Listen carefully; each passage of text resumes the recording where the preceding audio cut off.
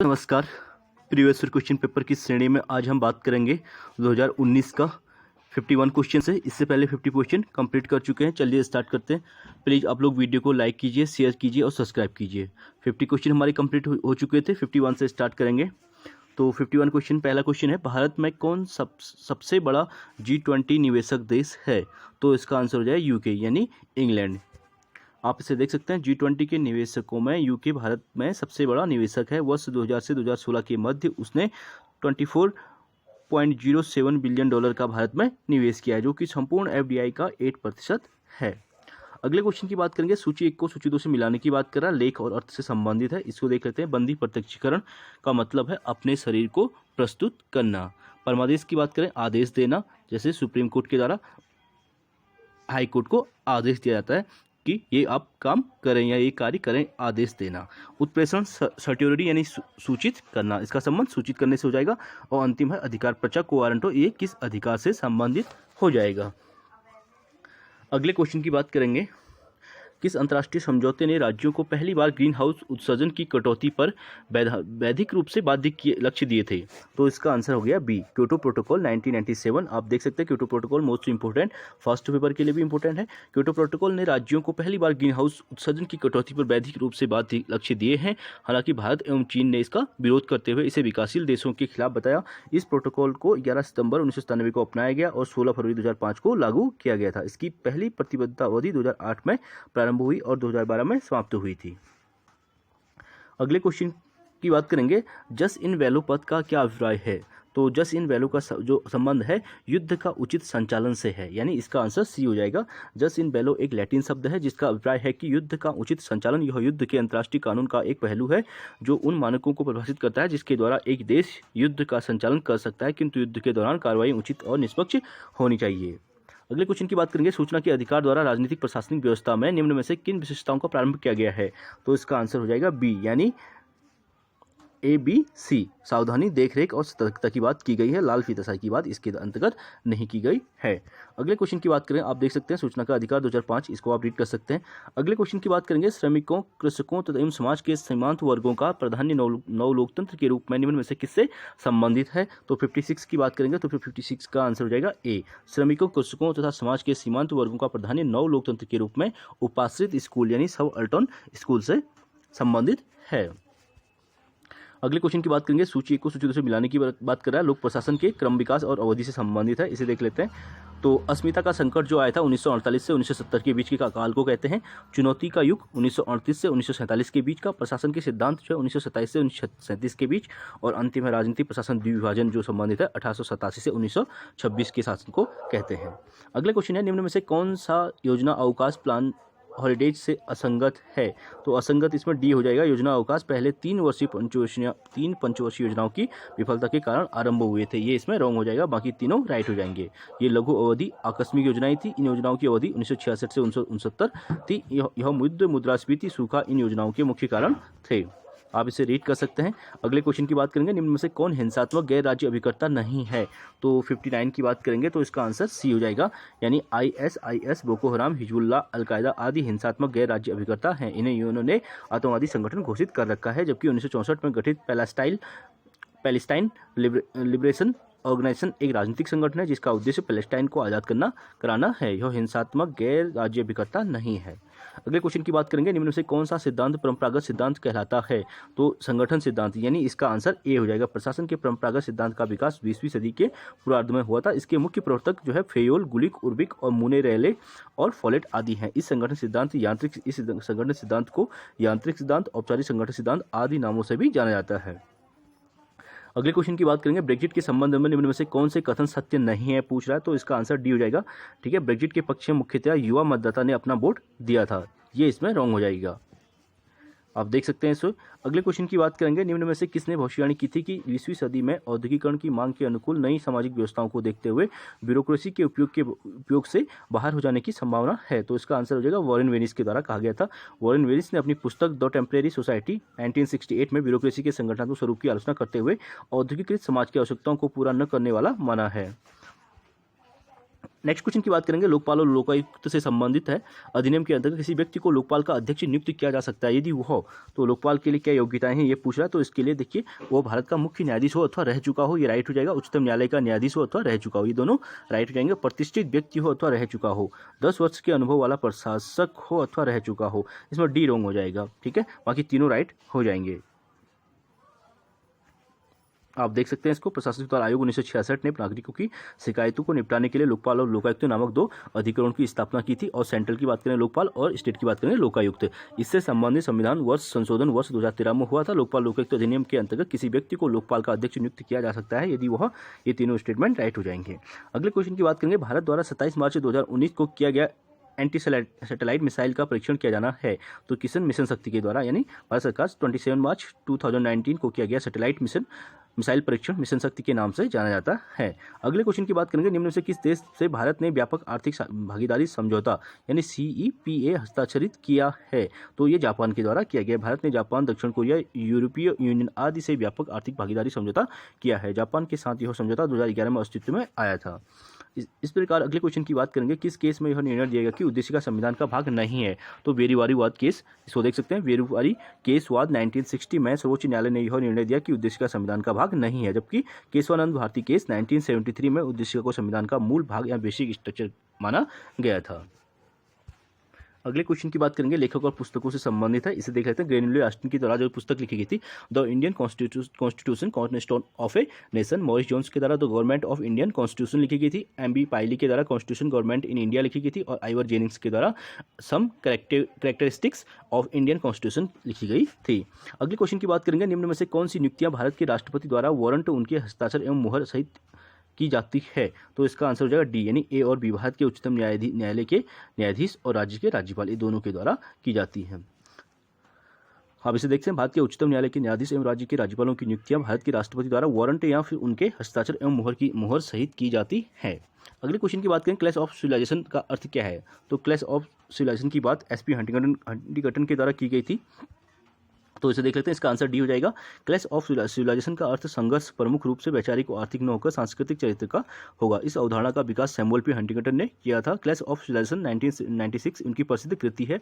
इसमें उन्होंने स्पष्ट किया कि शीत युद्ध के पश्चात सांस्कृतिक और धार्मिक पहचान संघर्ष के मूल कारण बन गए हैं, अतः बहुत समय युद्ध राज्यों के मध्य न होकर संस्कृतियों के मध्य होगा। अगले क्वेश्चन की बात करेंगे, निम्न सेवाओं में से किसका उल्लेख संविधान में नहीं है। तो बात करेंगे, इसका आंसर जो है भारतीय प्रशासनिक सेवा, भारतीय पुलिस सेवा, भारतीय विदेश सेवा और भारतीय न्यायिक सेवा। तो इसका आंसर देख लीजिए, भारतीय संविधान के अनुच्छेद 312 में अखिल भारतीय सेवाओं का उल्लेख किया गया, किंतु इन सेवाओं के सृजन का अधिकार संसद को दिया गया है। संसद ने अभी तक IAS, IPS और IFS को अखिल भारतीय सेवाओं के रूप में अधिनियमित किया है। संविधान में उक्त किसी भी सेवा का उल्लेख नहीं किया गया है। तो यानी इसका आंसर जो है डी, इसमें नहीं होगा।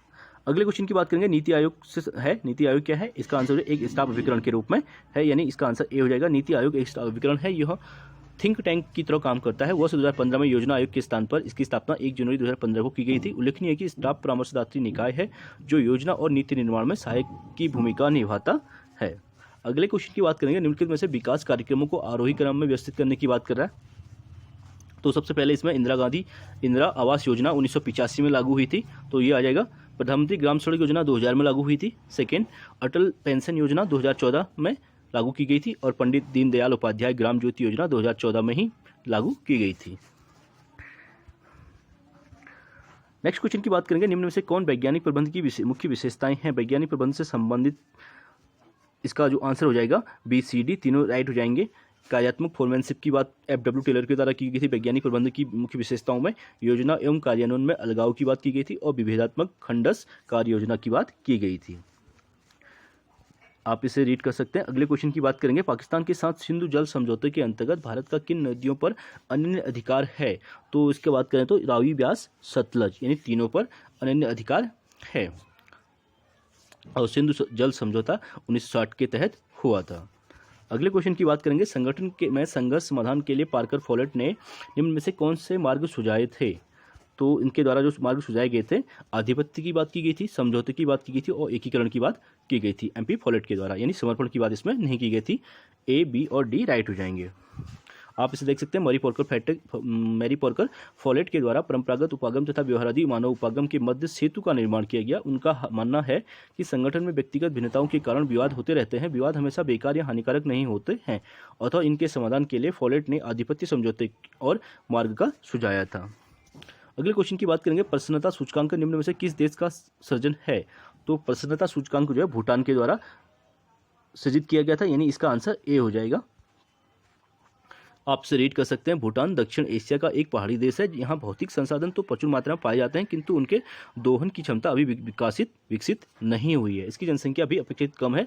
यह जीडीपी के मामले में दुनिया के कई देशों से बहुत पीछे है, किंतु भूटान सरकार द्वारा लोगों की प्रसन्नता और भलाई के लिए एकल राष्ट्रीय प्रसन्नता इंडेक्स का सृजन किया गया है। अगले क्वेश्चन की बात करेंगे, निम्न में से किसने लोक प्रशासन और निजी प्रशासन के मध्य अंतर किया है? तो इसका आंसर हो जाएगा सी, पॉल एपलबी के द्वारा किया गया था, हर्बर्ट साइमन और सर जोसिया स्टैम्प के द्वारा किया गया था। एल डी वाइट के द्वारा इसमें नहीं किया गया था, यानी 77 का ए सी डी राइट हो जाएंगे। आप इसे देख सकते हैं, Paul H Appleby, Herbert Simon, sir Josiah Stamp ने लोक प्रशासन और निजी प्रशासन के मध्य अंतर किया था। एल डी वाइट इन दोनों में कोई अंतर नहीं करते हैं। उनकी पुस्तक introduction to the study of public administration लोक प्रशासन की पहली रचना मानी जाती है। अगले क्वेश्चन की बात करेंगे, निम्न से कौन स्वैच्छिक संगठनों एवं गैर सरकारी संगठनों के मध्य अंतर का आधार नहीं है? तो पंथ निरपेक्ष एक लोकतांत्रिक मूल्यों के प्रति प्रतिबद्धता की बात नहीं करता है, यानी डी इसमें रॉन्ग हो जाएगा। अगले क्वेश्चन की बात करेंगे, एकमात्र जनजातीय नेता जिन्हें भारतीय संसद के संग्रहालय में चित्रण द्वारा सम्मानित किया गया है? तो इसका आंसर हो जाएगा बी, यानी बिरसा मुंडा को।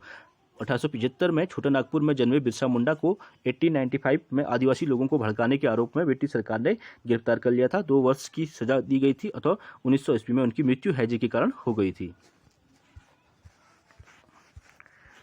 अगले क्वेश्चन की बात करेंगे, संस्थावाद और नव संस्थावाद के मध्य मौलिक अंतर को मुख्यतः किस सिद्धांत पर आधारित किया जा सकता है? तो इसको प्रयोगात्मक के रूप में आधारित किया जा सकता है, यानी सी इसका आंसर हो जाएगा।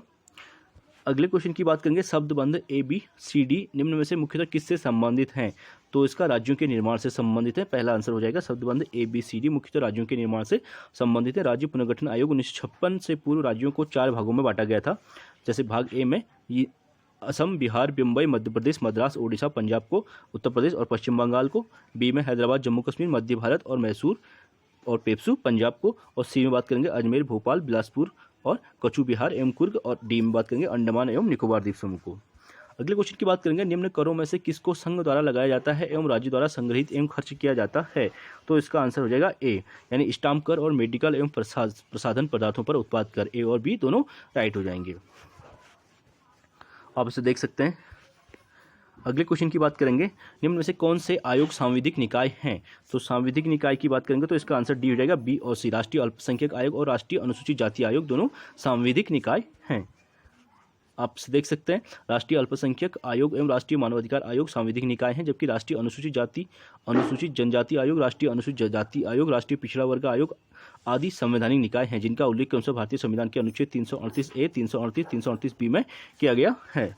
अगले क्वेश्चन की बात करेंगे, भारत की पश्चिम दृश्य लुक वेस्ट नीति भारत के संबंधों की किसके साथ व्यापकता एवं विस्तार का पक्ष पोषण करती है? तो ये पश्चिमी एशियाई देशों के साथ करती है। आप इसका आंसर देख सकते हैं, सी हो जाएगा।